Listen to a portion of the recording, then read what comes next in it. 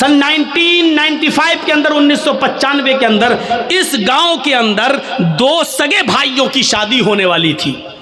दो सगे भाइयों की बारात लौनी से हटकर एक दूसरे गांव में जाना थी और लड़कियां दोनों उसी गांव की थी। एक साथ बारात जाना थी। एक लड़के की बारात इस लड़की की यहां, दूसरे लड़के की बारात दूसरी लड़की की यहां जाना थी। गांव एक ही था और बारात दोनों की एक साथ जाना थी। सिर्फ निकाह से एक दिन पहले इन दो अमीर बाप के बेटों ने, इन दोनों बेटों ने सोचा क्यों ना हम अपने यार और दोस्तों को बुलाकर आज की रात को रंगीन कर लें और डांस करवा लें, नाच करवाएं, गाने से हम अपनी महफिल को सजाएं। तो इन लोगों ने दिल्ली जाकर, दोनों भाइयों ने दिल्ली जाकर दिल्ली से कुछ तवाइफों को पैसा दिया और पैसा देकर उनको रात भर गाने के लिए और नाचने के लिए वहाँ से बुक कर लिया और उनको ले आए। इन दोनों भाइयों की गाड़ी आगे आगे चल रही है और तवाइफों की गाड़ी पीछे पीछे चल रही है। लोनी आ जाती है, इशा की नमाज हो चुकी है, महफिल सज गई है, यार दोस्त भी आ गए हैं, पूरे घर के अंदर दोस्त भरे पड़े हैं। दिल्ली से जो तवाइफें आई थी उन्होंने अपना कार्यक्रम शुरू कर दिया। कार्यक्रम शुरू हो गया, नाच शुरू हो गया, गाना शुरू हो गया। तवाइफों ने अपने ठुमके दिखाना शुरू कर दिया, अपनी कमर मटकाना शुरू कर दी। गाने में एक से एक बेशरम और बेहया गाने गाने लगे। ये दोनों भाई और उनके यार दोस्त मजे ले लेकर उस रात का मजा ले रहे हैं। उन तवाइफों के छलकते हुए जिस्म और उनकी कमर के मटकने का और ठुमकों का आनंद ले रहे हैं। रात कब गुजर गई पता नहीं चला, रात कब गुजर गई पता नहीं चला। सुबह फजर की आजान की आवाज आने लगती है, अल्लाहु अकबर, अल्लाहु अकबर, अल्लाहु अकबर, अल्लाहु अकबर। इन दोनों भाइयों के मकान से कोई 200-300 मीटर की दूरी पर मस्जिद है और उस मस्जिद से एक मुअज्जिन आजान दे रहा है। उसकी आजान की आवाज इस घर में भी आ रही है जहां नाचो गाना हो रहा है। उन तवाइफों ने जब आजान की आवाज सुनी तो अपने पायलों की छनकार रोक दी, अपने कमर का ठुमका छोड़ दिया। वो थोड़ी देर के लिए आजान को सुनती हैं और खामोश हो जाती हैं। इन दोनों भाइयों ने देखा कि इन तवाइफों ने नाचना छोड़ दिया, इन्होंने गाना छोड़ दिया, ये सीधी खड़ी हो गई हैं। इन तवाइफों के खड़े हो जाने से और खामोश हो जाने से उन दोनों भाइयों को बहुत गुस्सा आया। दोनों भाइयों ने उन तवाइफों से कहा, क्या हुआ, रुक कैसे गई हो? ये ठुमके दिखाना, नाचना और गाना तुमने बंद कैसे कर दिया? उन तवाइफों ने कहा, साहब ये अजान की आवाज़ आ रही है, अजान की आवाज़ आ रही है, अजान के एहतराम की वजह से मैं रुक गई हूँ। उन तवाइफों, उन भाइयों ने कहा, क्यों रुकी हो, नहीं नाच गाना शुरू करो। इन तवाइफों ने कहा, देखिए साहब, हम भले ही गुनाहगार हैं, हम भले ही मजबूरी में अपने जिस्म की नुमाइश करते हैं और नाचते हैं और गाते हैं, लेकिन इसका ये मतलब नहीं है कि आजान की आवाज़ का भी हम एहतराम न करें। इतना तो हम मानते हैं, इतना तो डर हमें भी है। साहब थोड़ी देर की तो बात है, आजान हो जाने दीजिए, उसके बाद हम नाचना और गाना शुरू कर देंगे। इन दोनों भाइयों ने जो जवाब दिया वो सुनिए। इन दोनों भाइयों ने जो जवाब दिया वो जवाब ये था, अजान तो दिन भर में 5 मरतबा होती है, वो तो होती है, वो तो फिर हो जाएगी, लेकिन तुम तो बार बार नहीं आती हो, तुम तो आज आई हो, कल थोड़ी आओगी। मुअज्जिन अपना काम कर रहा, उसको करने दो, तुम अपना काम शुरू करो, चलो नाचो। और इन तवाइफों ने ये सोच कर कि मेरे पूरी रात की मजदूरी कहीं ये न मार ले, पैसा न दे, इसलिए उन्होंने अपने कमर को फिर मटकाना शुरू कर दिया, फिर ठुमके लगाना शुरू कर दिया और नाचना फिर शुरू कर दिया। और ये नाच गाना सुबह 7 बजे तक चला। दिन में 2 बजे बारात जाना थी, शाम को 7 बजे निकाह होना था, 9 बजे वहां से इन दोनों औरतों की, दोनों बीवियों की रुखसती होकर इन दोनों भाइयों के घर आना थी। कार्ड सबको बढ़ चुके थे, सुबह 7 बज चुके हैं। इन तवाइफों ने कहा देखो मैं अकेले नहीं जाऊंगी, तुम लोग मुझे लेकर आए हो, मुझे दिल्ली पहुंचाओ भी, क्योंकि रास्ते में हम तवाइफों को लूटने वाले लोग बहुत मिलते हैं, हमारे जिस्मों के साथ गलत सलूक करते हैं, इसलिए तुम लोग हमें छोड़ के भी आओ। उन दोनों भाइयों ने कहा चलो, हम लेकर आए थे तो छोड़ने जाने में क्या अर्ज है। इन दोनों भाइयों ने अपनी गाड़ी उठाई, तवाइफों की गाड़ी भी चलने लगी। अब तवाइफों की गाड़ी आगे आगे चल रही है और इन दोनों भाइयों की गाड़ी पीछे पीछे चल रही है, ताकि इन तवाइफों को आगे से अगर पीछे कर दें तो हम तो आगे निकल जाएं और पीछे से इनका अपहरण हो जाए, है नहीं। तो इन तवाइफों से कहा तुम आगे आगे चलो। तवाइफों की गाड़ी आगे आगे चल रही है और इन दोनों भाइयों की गाड़ी पीछे पीछे चल रही है। सर्दियों के दिन है, कोहरा बहुत पड़ रहा है, सामने से ट्रक आ रहा है। सामने से ट्रक आने की वजह से तवाइफों के ड्राइवर ने थोड़ा सा क्रॉस किया और गाड़ी को निकाल लिया, लेकिन इन दोनों भाइयों के ड्राइवर ने शराब पी रखी थी।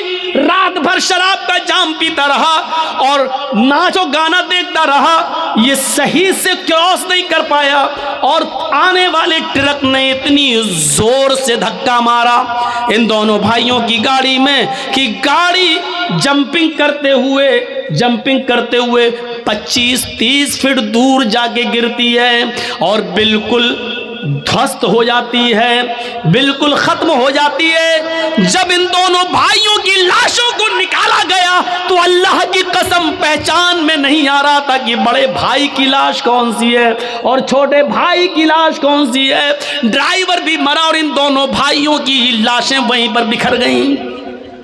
कपड़ों से कुछ आज़ा की पहचान होती है, पोस्टमार्टम के बाद इनकी लाश घर आती है।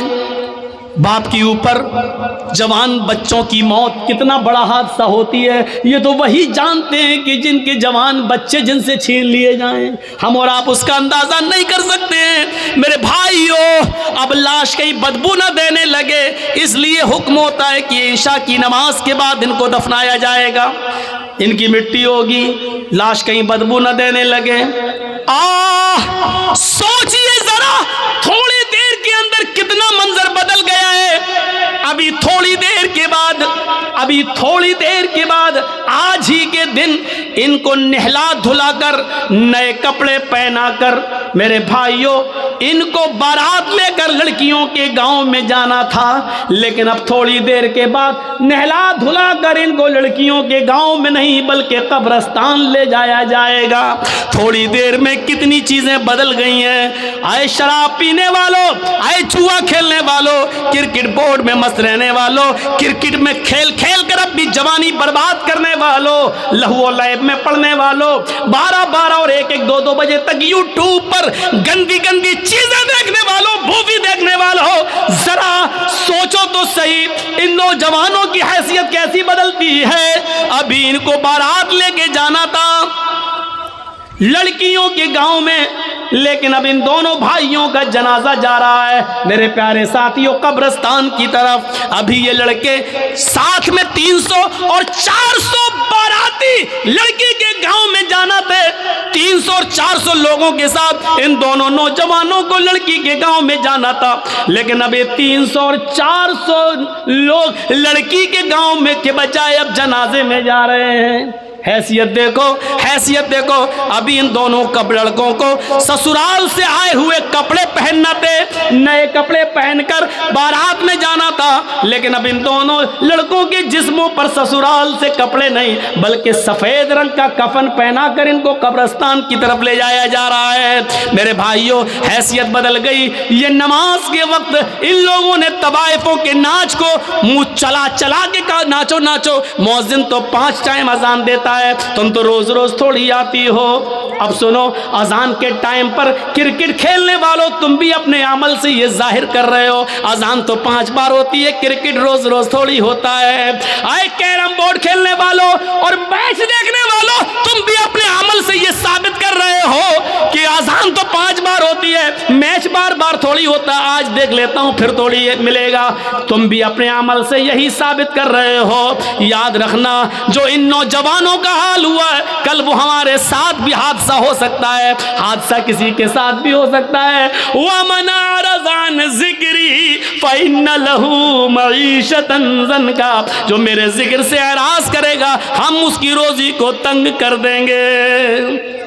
हम उससे रोजी को तंग, ये नहीं कहा बंद कर देंगे, हम उसकी रोजी को तंग कर देंगे। ये हमारे पास जो आज रोजी तंग हो चुकी है मेरे प्यारे साथियों, उसकी वजह यह है कि आज हम नमाज से दूर हो चुके हैं। ये इस्लाम की बुनियाद है, इसको पकड़े रहो। फिर सुनो, या अय्युहल्लज़ीना आमनू उदखुलू फिस्सिल्मि काफ़ा, ईमान वालों तुम इस्लाम के अंदर पूरे के पूरे दाखिल हो जाओ। हमें इस्लाम के अंदर पूरा का पूरा दाखिल होना है, आधा अधूरा नहीं, पूरा का पूरा दाखिल होने का मतलब समझते हैं? मैंने कहीं मिसाल दी थी, आपको भी दे दूं।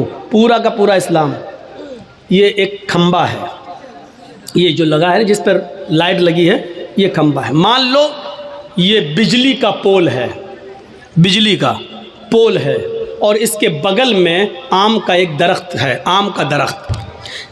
आप क्या कहेंगे? ये आम का दरख्त है, ये बिजली का खंबा है, बिजली का पोल है। आंधी आई या तेज हवा चली, जैसे अभी थोड़ी सी बारिश हो गई, तेज हवा चली और आम के पेड़ से चंद पत्ते, 10, 15, 20 पत्ते टूटकर बिजली के पोल पे चिपक गए। तो इन 10, 15 पत्ते जो चिपक गए, तो इन पत्तों को देखकर क्या कोई इस बिजली के पोल को आम का पेड़ कहेगा? हमसे कोई पूछे साहब ये क्या है, मैं आम का पेड़ है, तो क्या कहेगा आदमी? मौलाना जर्जीस पागल हो गए, उनको पागल खाने में भर्ती करो। अरे ये आम का पेड़ नहीं है, ये बिजली का पोल है। नहीं साहब, इस पे तो आम के पत्ते लगे हुए हैं। अरे 10-15 पत्ते वो वहां से गिरे, इस पे चिपक गए, तो 10-15-20 पत्तों के चिपकने की वजह से एक बिजली का पोल आम का दरख्त नहीं हो सकता है। सही बात है ना? तो 2-4 नमाजें पढ़ लेने से और 2-4 रोज़ा रख लेने से हम और आप मुसलमान कैसे हो सकते हैं? नहीं, ये सही नहीं है मौलाना साहब। क्यों? मिसाल तो आप ही की है, आप ही ने कहा सही है। ये बिजली का पोल आम का पेड़ क्यों नहीं है? इसका जवाब ये है, इसलिए नहीं है कि आम का पेड़ उस वक्त कहलाएगा जब वो उसकी जड़ भी आम की हो, उसका तना भी आम का हो, उसमें शाखें भी आम की हो, उसमें पत्ते भी आम के हों और उसमें फल भी आम का लगता हो, तब उसको कहा जाता है आम का पेड़। तो सुन लो मुसलमान, आपको तब कहा जाएगा जब आपकी जड़ इस्लामी हो। आपका उठना, आपका बैठना, आपका लेटना, आपका सोना, आपका जागना, आपका खाना, आपका पीना, आपकी इबादत, आपकी नमाज, आपके रोजे, आपके हज, आपकी ज़कातें, ये सब जब तक अपने जड़ से इस्लामी नहीं होंगी तब तक हमें और आपको भी मुसलमान नहीं खा जाएगा। जिस तरह चंद पत्तों के चिपक जाने की वजह से बिजली का पोल आम का पेड़ नहीं हो सकता, उसी तरीके से चंद इबादतें कर लेने की वजह से हम और आप पक्के मुसलमान नहीं। कुरान ने क्या कहा? मुसलमान मत बनो, या अय्युहल्लज़ीना आमनू उदखुलू फिस्सिल्मि काफ़ा, पूरे के पूरे इस्लाम के अंदर दाखिल हो जाओ। कैसे? एक गिलास उठाइए, मिसाल देता हूँ। ये गिलास है, इसमें हम एक पत्थर है डाल देते हैं, ये लीजिए। अब आए नहीं रहा, मोबाइल ही छोटा बड़ा। चलिए मान लीजिए हमने एक पत्थर उठाया, इसमें पानी भरा हुआ है और एक पत्थर हमने इसके अंदर डाल दिया। दिख रहा है गिलास के अंदर पत्थर पड़ा है।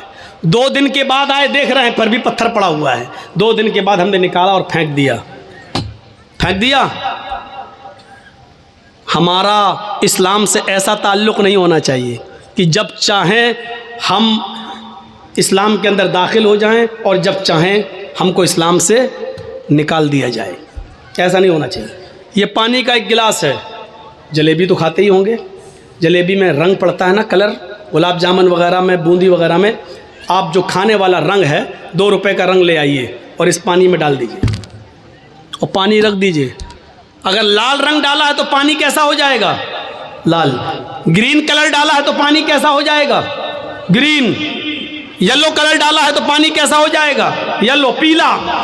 अब क्या आपके बाप भी रंग को पानी से अलग नहीं कर पाएंगे? करके दिखाओ। क्यों?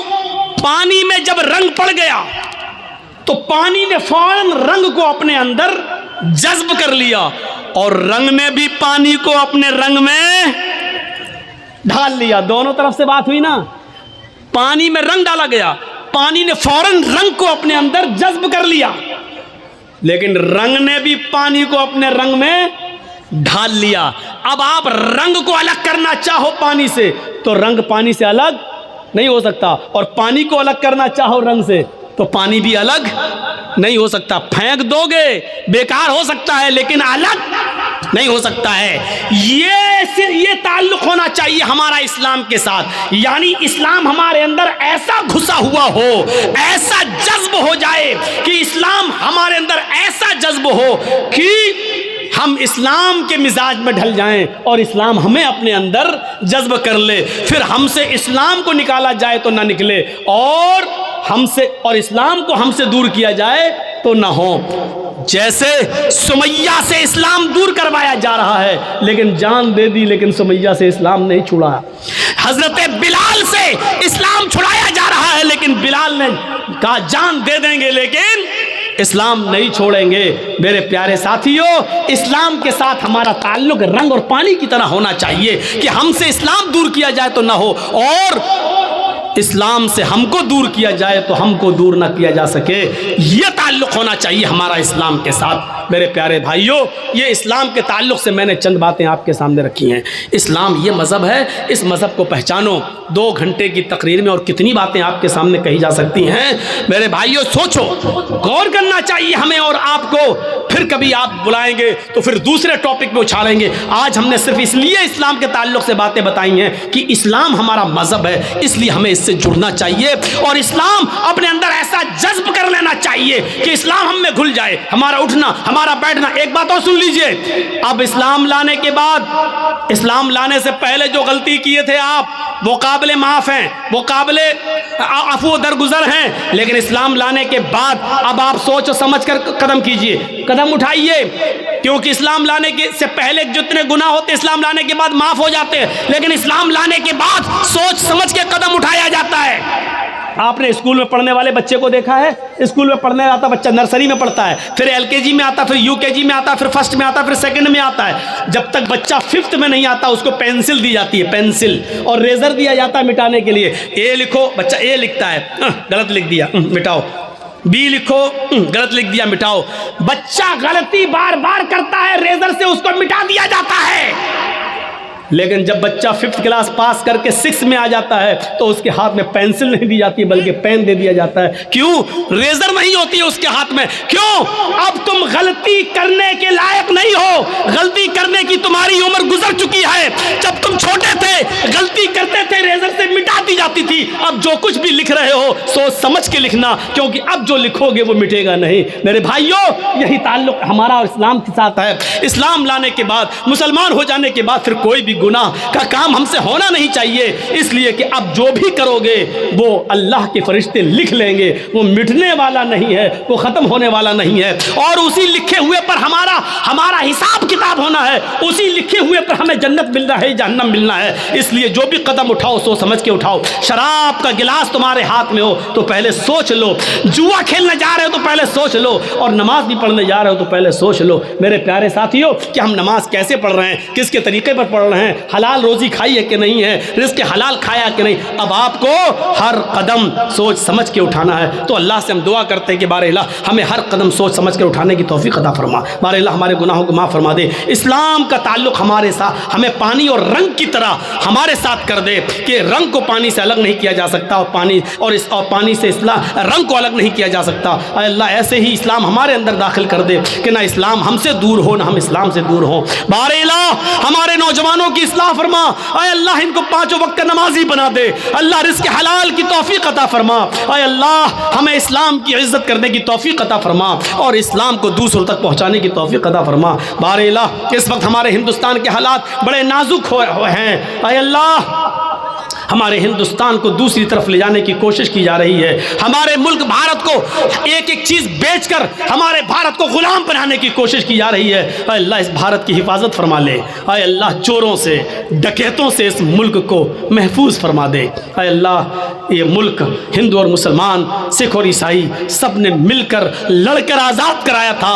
आज कुछ नाअहल लोग इस मुल्क के साथ गद्दारी करने पर तुले हुए हैं और तफरका फैलाकर हिंदू मुस्लिम करके इस मुल्क की एकता को और अखंडता को ख़त्म करना चाहते हैं। अल्लाह हमारे मुल्क में, हमारे भारत में अमन और चैन और सुकून पैदा फरमा दे, शांति पैदा फरमा दे। अल्लाह जो इस मुल्क को मिटाने की कोशिश कर रहे हैं तो उनको मिटा दे। अल्लाह जो भारत को मिटाना चाहते हैं तो उनको मिटा दे। अल्लाह जो भारत के साथ गद्दारी कर रहे हैं, अल्लाह तो इसी भारत में उनको इबरतनाक सजा अता फरमा। अल्लाह जो हमारे भारत को नोच नोच के खा रहे हैं, अल्लाह तो उनको तबाह बर्बाद कर दे, उनको नष्ट कर दे।